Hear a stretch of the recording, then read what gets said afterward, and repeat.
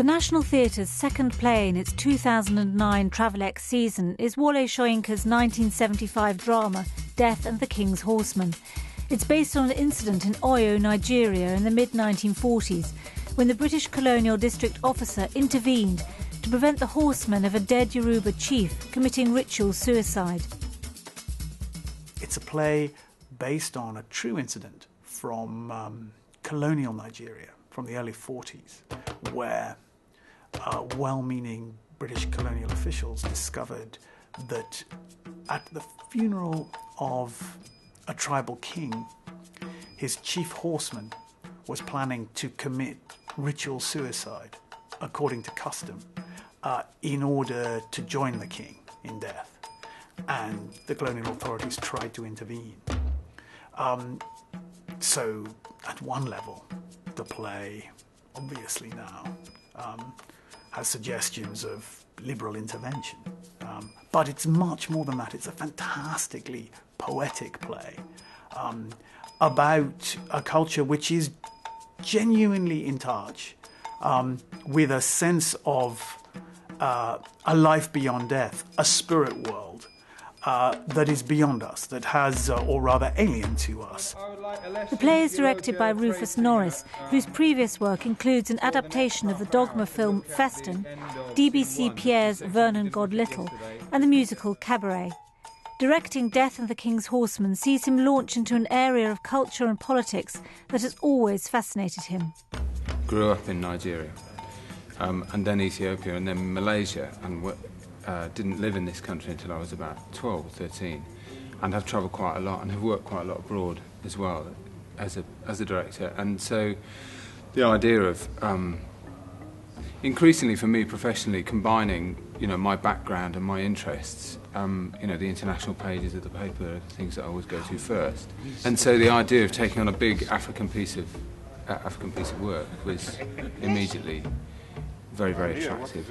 For personal reasons, and I was very aware of Soyinka as a writer and as one of the great African literary figures. Soyinka, a writer, poet, political activist and Nobel Prize winner, was born into a Yoruban family. His activism and writings have consistently been concerned with what he terms the oppressive boot and the irrelevance of the colour of the foot that wears it. Yesterday he gave a paper in Nigeria challenging Nigeria to see whether Nigeria is really a nation. After independence, he said there is nation in small n and there is nation in capital N. He's talked about post-independent Nigeria if they have attained that position of the capital N. So you can see he's not just being an ordinary playwright. He's a political activist, he's a theatre practitioner, and is very concerned about the relationship for humanity, both whether you are black, you are white, you are African, because he compared quite a number of states and nations together. And if you look at his production, especially this Death and the King's Horseman, is a way of understanding some of the things that happened during colonization. Peter Badejo, a friend of Soyinka's with experience of performing in the play, is consultant on the production, advising on language, movement and songs. The great thing about having Peter in the room is that people are referring to him all the time. I did worry, of course you worry, when with a show like this you think, oh, could I end up in a situation where because we've also made the decision to cast an all-black company, where there are 31 black performers, that side of the desk, and then there's me, little skinny white boy, on this side of the desk, and is that not just perpetuating the same old? And then you exacerbate it by having a white designer, and then you exacerbate it further by having a Hispanic choreographer. But actually, in the end, we're all theatre practitioners. You don't need to come from Denmark to direct Hamlet. By having Peter there, it means that they've all got that person to go to who knows better than anyone what all those points are. The play presents Norris and his team with a particular set of theatrical challenges, drawing as it does on ancient Yoruba traditions. Everything has a spirit, right down to a chair being inhabited. These belief systems, along with the West African performance tradition, means praise singing, music and movement inform a great deal of the text. Rufus is a very interesting director.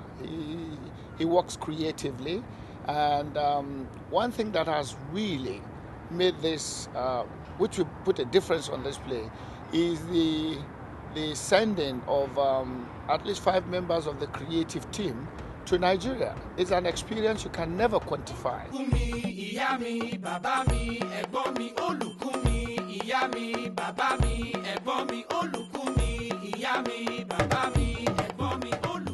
It was myself and Peter Badajoe, my associate, Javier, Katrina, the designer, and Sabine, who's the wardrobe supervisor, just because if you're buying costumes for 31 people, you need somebody else there. And in fact, Katrina and Sabine and Peter stayed on an extra 2 or 3 days just to finish off at the end.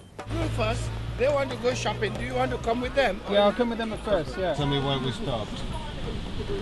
Because Katrina just saw some pots on the side of the road.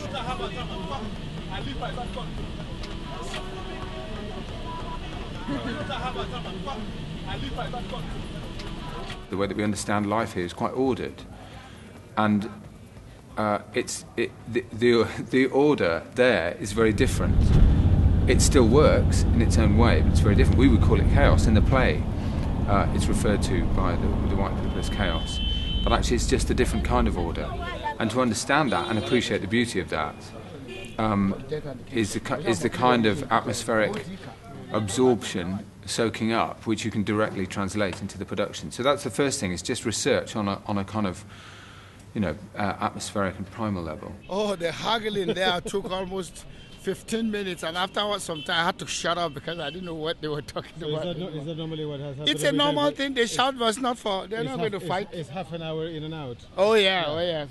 That's why our in and out business is not that. Absolutely. In 5 or 6 days that we were there, it was seriously life-changing experience, because it's a world apart, but it's a world that somehow functions, and we can get very caught up in our ways of how things work, and we become our own colonialists in our own strange, interesting ways. So that it was terribly important for us to see it. Basically witnessed the most vicious piece of haggling that I've ever seen in my life. So. Out of which we got nothing. Out of which we got absolutely nothing. Well, you have some bits in your...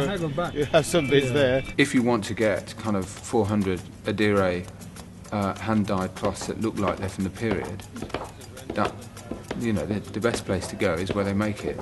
And if you want to find a chicken basket, if you want to even understand what a chicken basket is, you've got to go there and walk around Oyo Market where the play is set and go, hang on a minute, there's all these chicken baskets. And consequently, we've got a stage full of props that have come back from 3 or 4 of the markets in Nigeria that we went to. So we spent a lot of time in the markets, getting a taste of it, but also buying a load of stuff that we brought back. All the costumes, we bought the materials there. Some of them even we got made there. As you can see, the markets are absolutely crazy. Really? It's very hard because we're just trying to focus on so many roles at each marketplace. Do you feel like each market is a completely different world? Yeah, absolutely. But you can never say, once you've been to one market, you've seen it all. Every single market. And actually also within the market, you need the one person to take you down the back streets, because it's always when we went down the back streets that we actually found the stuff. You can read all the books in the world, and you can Google and YouTube it as long as you want to, but there is nothing that can be exchanged for the smells and for the heat, and understanding that under 42, 43 degree heat and 100% humidity, people move and speak very, very differently. Ẹni súnmọ́ bá yóò jẹ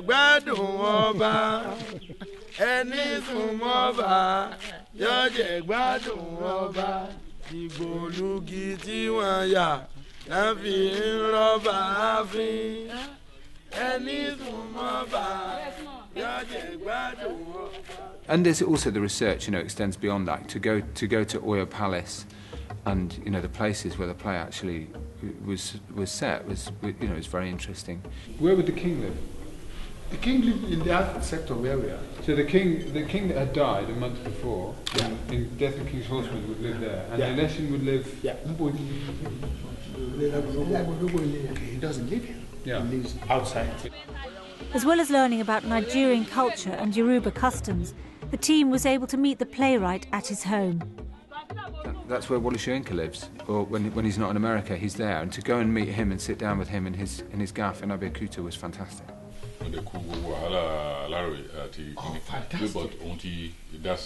Oh, Larry was meant to apologize. Yes, and he made it his business to be in Nigeria when we were there for that purpose. He's been very supportive.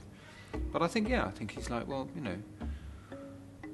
try not to cock it up, and I was very, there are one or two, not exactly liberties, but one or two structural changes that I'm making, and one or two ideas in terms of how we're approaching the staging of it, which are quite bold, and I wanted to run them by him. Meeting Soyinka, I think, gave him the final go-ahead that he needed in terms of if there are any things that they need to change, as long as he understands where the story is coming from and what underpins the story. If you look at it from this point of view, as a storyteller, you can tell stories in many different ways.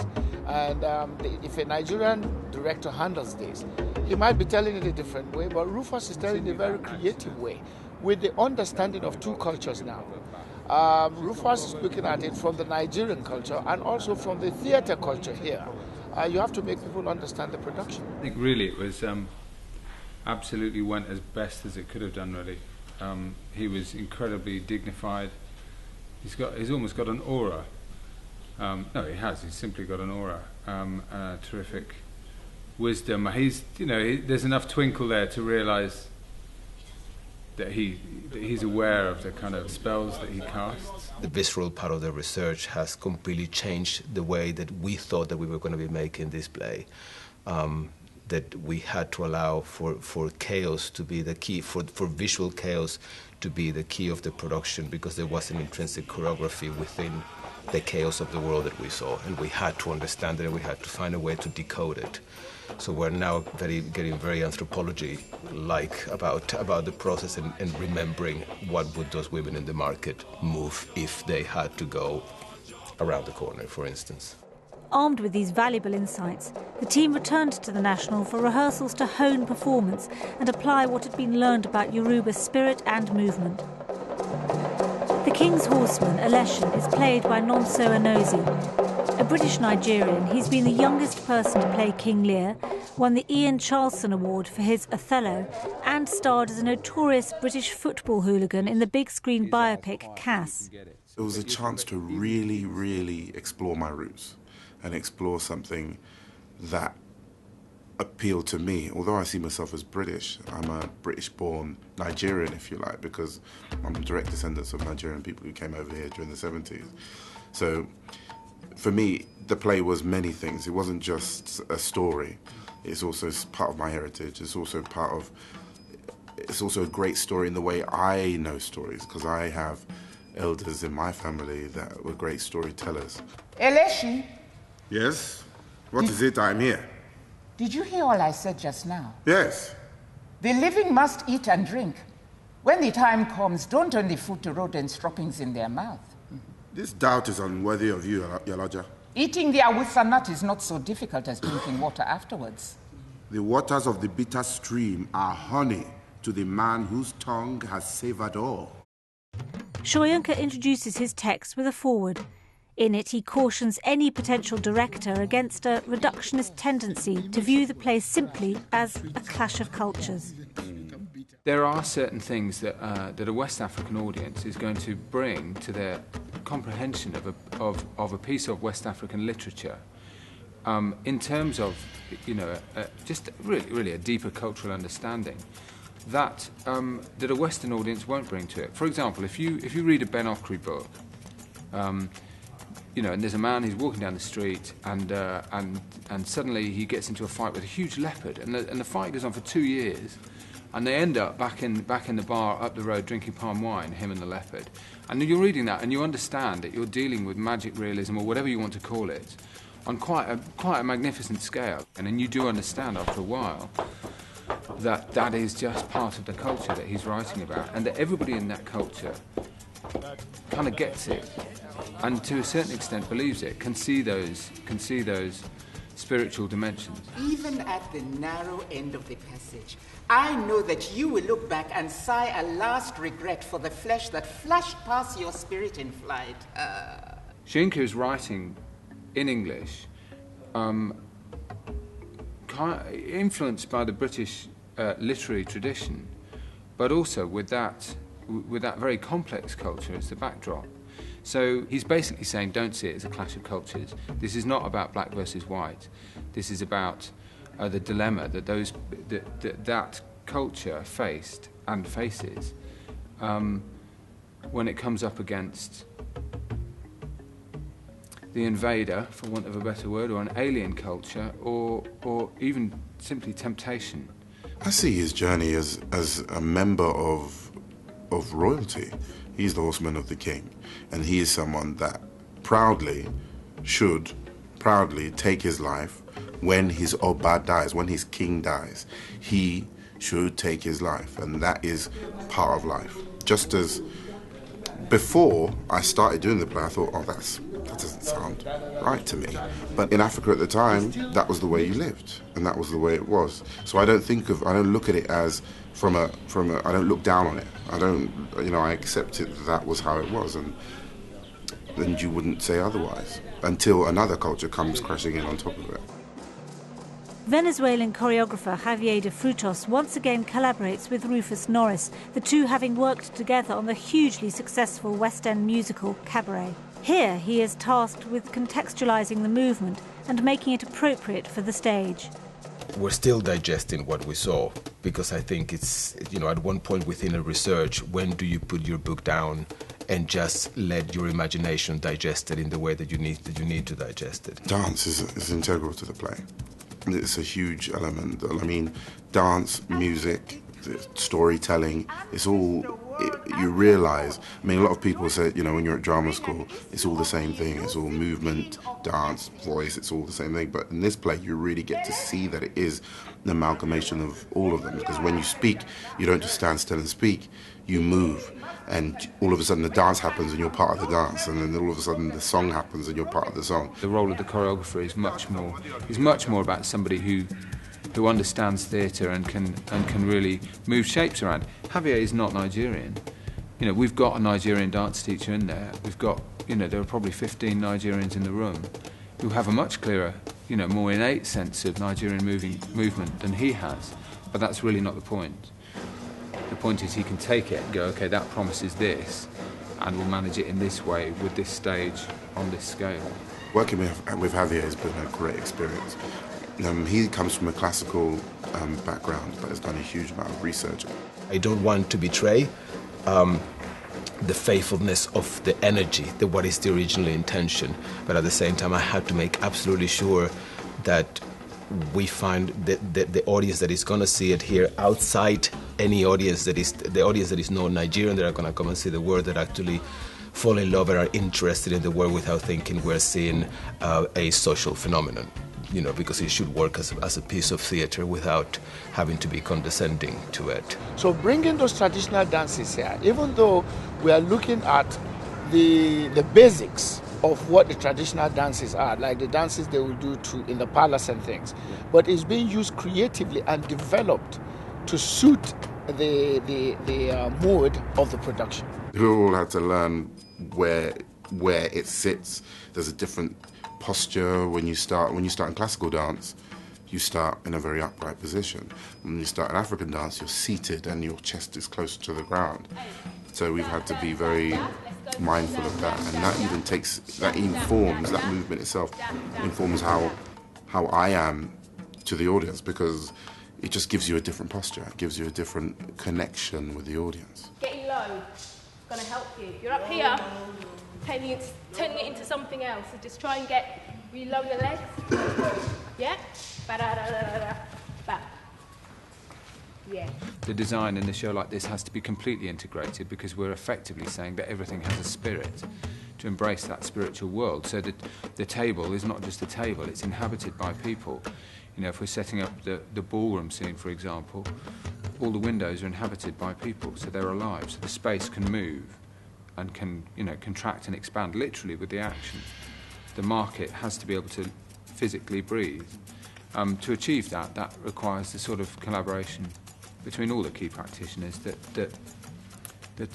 means that kind of everybody's full on all the time to try and create something that is a complete world in itself. Despite the high regard in which both the play and Wole Soyinka are held, the National Theatre's new production will be the first time it's been performed in the UK for almost 2 decades. I think it's kind of just about time that we can accept this place as part of our traditional repertoire, despite of the difficulties of it. I don't understand why it hasn't been done before. I think, maybe African plays, being from Africa, may have been shunted to the side in the past. But Wole Soyinka's work is amazing, and the poetry in it, the layers of he really holds up a mirror to Nigeria and says, look at what's going on. Then he holds up a mirror to Britain and says, look what you've done.